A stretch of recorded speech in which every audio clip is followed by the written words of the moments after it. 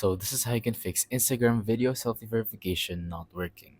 So whenever you get that video selfie verification thing, like whenever you open Instagram and you see that you need to verify in a video or selfie way, that would mean that Instagram has flagged your account or has temporarily banned it.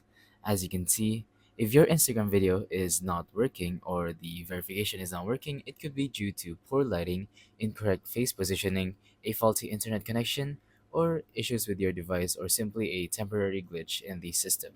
So, it could be either one of those things.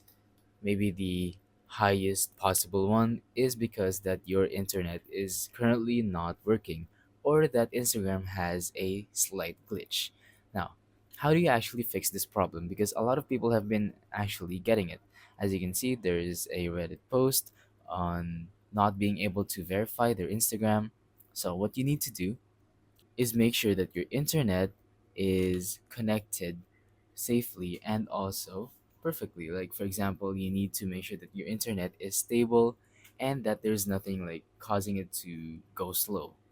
If the app glitches, you can try uninstalling Instagram and downloading it again.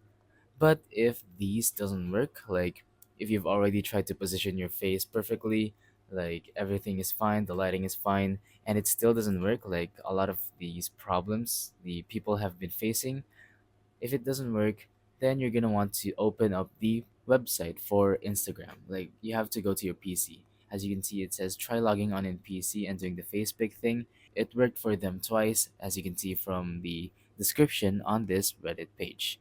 So yeah, that's pretty much it for this video. I'm sorry I couldn't give you a more visual experience because I don't currently have an account with that verification requirement.